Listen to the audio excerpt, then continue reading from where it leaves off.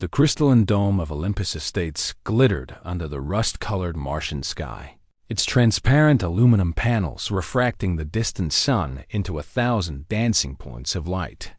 Inside, 200 guests mingled beneath imported earth palms, sipping champagne that had cost more to ship from Earth than most colonists earned in a year. Dr. Sarah Chun stood near the dessert table, her utilitarian Mars Colonial Authority jumpsuit looking painfully out of place among the flowing silks and tailored suits.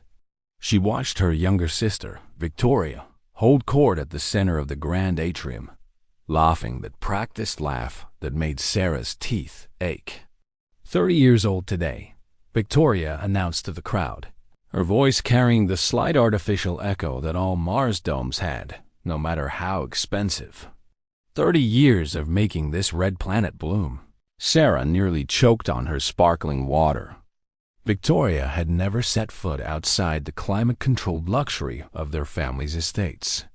She wouldn't know a hydroponic bay from a water reclamation unit. Sarah.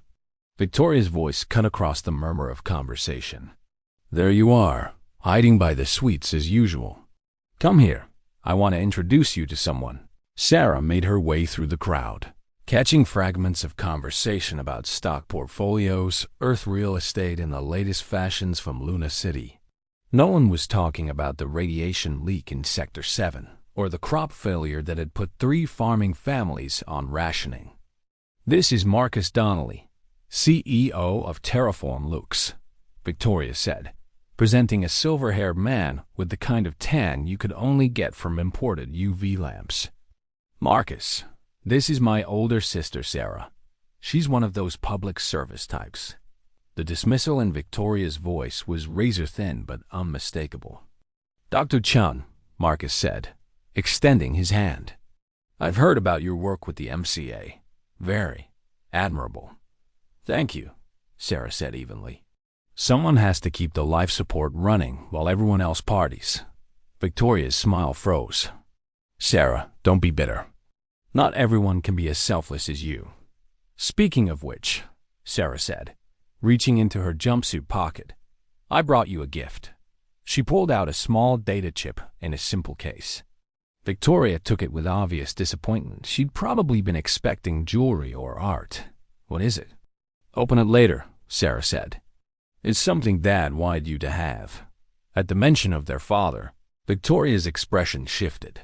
Dr. James Chun had died 6 months ago, his body finally giving out after 30 years of Mars gravity and radiation exposure.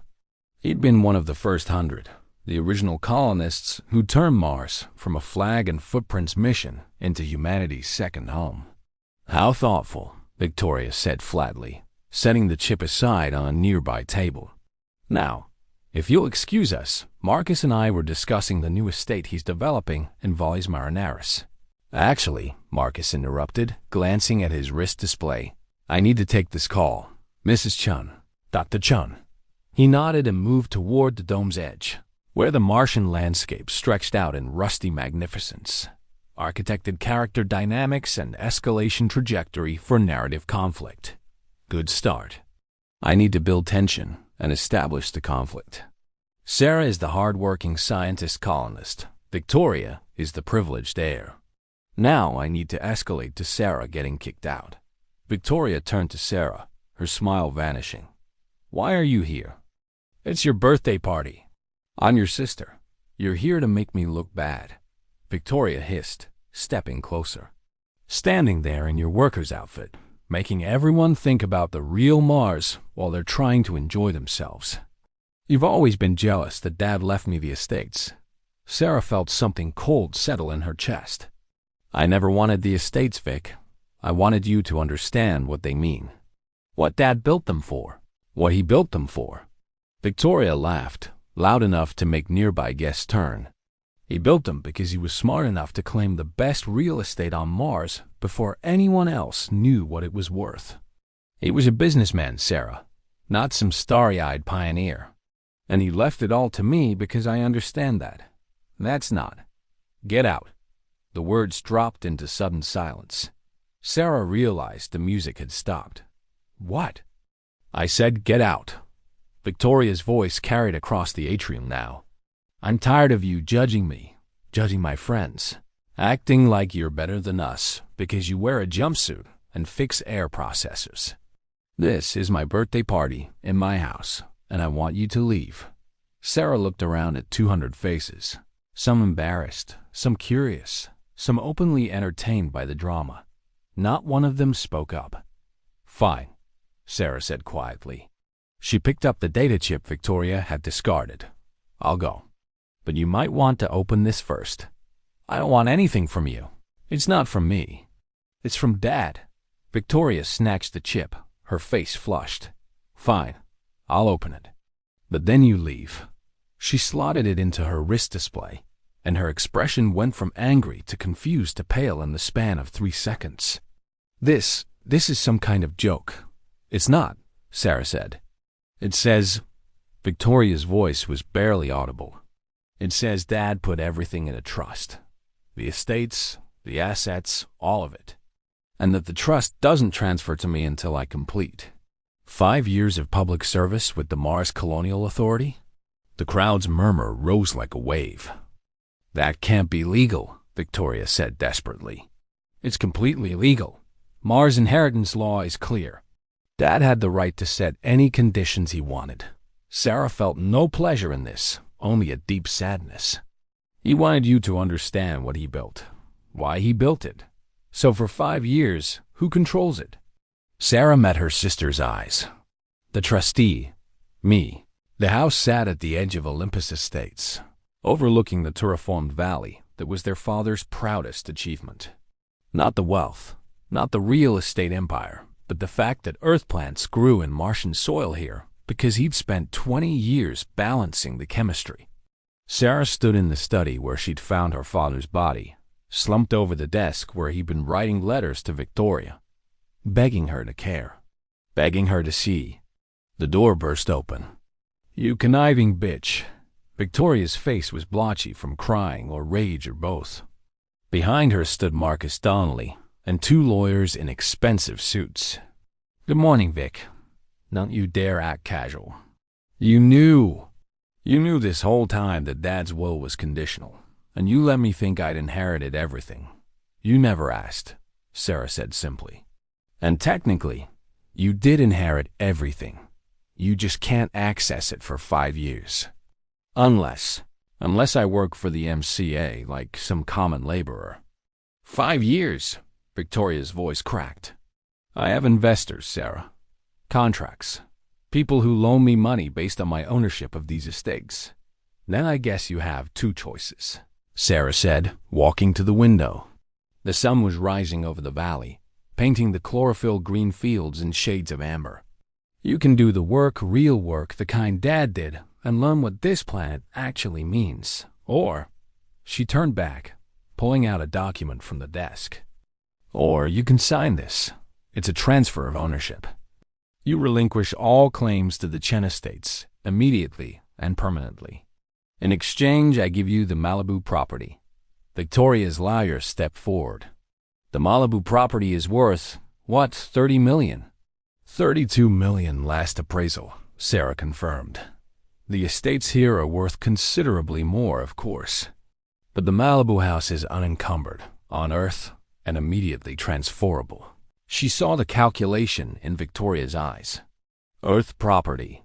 Real Earth property, where you could breathe outside and feel rain and not worry about dome breaches or radiation. Where Victoria's friends actually were, where the real luxury was. "You'd do that?" Victoria said slowly. "Just give me Malibu?" "I'd do it to preserve Dad's work," Sarah said. "The estates need someone who cares about Mars. Not about making money from it, but about making it work. Every hectare of land Dad claimed, he claimed because he knew it could support life. He turned this planet from a wasteland into a world. That's worth more than money. Then why are you willing to give me $30 million to walk away?" Sarah smiled sadly. "Because that's what you think it's all worth. And because I know what you'll do with these estates if you get control. You'll sell them to people like Marcus here, who'll turn Dad's farms into luxury resorts and his water rights into vacation amenities. You'll undo 30 years of actual terraforming for a quarterly profit margin. She held out the document. So yes, take Malibu. Take $32 million. Go back to Earth if you want. But leave Mars to people who love her. The Mars Colonial Authority headquarters was a sprawling complex of interconnected domes and underground facilities, home to 15,000 people who kept the planet's infrastructure running. Sarah walked through the main concourse, returning waves and nods from engineers, technicians, farmers, and doctors, the people who made humanity's greatest achievement actually work. Her office was small, practical, with a window overlooking the colony's main oxygen generation facility. She just sat down when her assistant buzzed. "Dr. Chun, your sister is here." Sarah's heart sank. She'd hoped Victoria would just sign the papers and leave. Instead, the door opened, and Victoria walked in. She looked different. Her designer clothes were gone, replaced by a standard colonial jumpsuit. Her hair, usually elaborately styled, was pulled back in a simple ponytail. No makeup. No jewelry. "I'm not signing," Victoria said. Sarah leaned back in her chair. "Vic, I'm not signing, and I'm not taking Malibu. I'm going to do the 5 years." "What?" Victoria sat down heavily. "I've been going through Dad's personal files. The ones you sent me with the will." Her voice was tight. "Did you know he wrote me a letter every week for the last 10 years? Every week, Sarah. Telling me about the work. About why it mattered. About what he hoped Mars would become." She pulled out a data chip. This one he wrote the day before he died. He said he was proud of me. Proud of who I could become. Not who I was, but who I could be. Tears streaked her face, and I never even knew he was sending them. My filters marked them as spam because they came from a Mars address instead of Earth. Sarah felt her own eyes sting. Victoria struggled with the words. "I've been exactly what you said. Someone who saw Mars as property instead of a planet. Who saw Dad's work as assets instead of achievement. And I don't want to be that person anymore. 5 years is a long time," Sarah said gently. "So is 30 years," Victoria countered. "That's how long Dad spent building this. The least I can do is spend 5 years learning why." She straightened. "I applied to the MCA this morning. Agricultural Division. They said they need people in the new valley expansion, working with the soil chemistry. That's backbreaking work." "Good." Victoria met her eyes. "I think I need to understand what backbreaking work feels like. What it means to build something with your own hands instead of your bank account." Sarah came around the desk and hugged her sister for the first time in years. "Dad would be proud," she whispered. "Maybe in 5 years I'll believe that," Victoria whispered back. The valley stretched for kilometers, a patchwork of green and gold under the now thicker Martian atmosphere. The terraforming was accelerating, each generation of colonists pushing the boundaries a little further, making the planet a little more livable. Sarah stood beside her sister at the dedication ceremony for the Victoria Chun Agricultural Research Station. Her sister's hands were calloused now, her face lined from years in the sun, even filtered through dome panels. She looked tired. She looked proud. She looked real. "I can't believe they named it after me," Victoria said, watching the ribbon cutting. "You earned it," Sarah replied. "Your work on the phosphate cycling literally increased our crop yields by 40%. That's feeding 10,000 people, Vic." "It's funny," Victoria said. 5 years ago, I would have been thrilled to have something named after me. Now I'm just embarrassed because it should be named after the whole team. Jenna did most of the molecular work. Carlos figured out the bacteria. She shrugged. "I just kept showing up. That's what Dad did," Sarah said. "For 30 years. He just kept showing up." Victoria nodded, watching the celebration. "I got an offer last week. Marcus Donnelly's company wants to buy water rights in the new valley. $30 billion. Sarah's stomach clenched. Victoria's 5 years were up. She could do whatever she wanted with the estates now.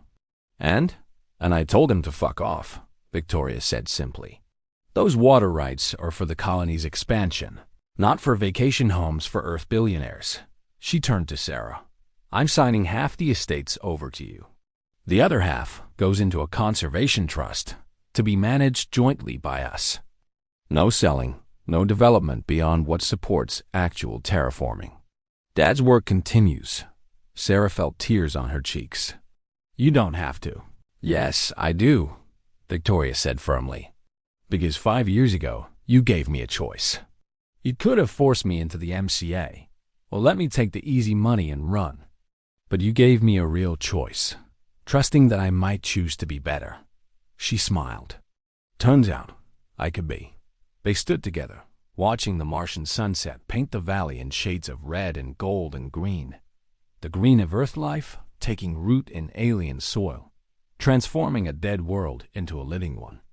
Dad was right, Victoria said quietly. This is humanity's greatest achievement. Not because we could do it, but because we chose to. Because we saw a dead planet and said, we can make this better. That's the most human thing there is. Fuck yeah, Sarah agreed, smiling. And on Mars, in the valley their father had dreamed of, two sisters stood together, inheritors of more than money or land, inheritors of the stubborn, beautiful, relentless human drive to turn red deserts into gardens.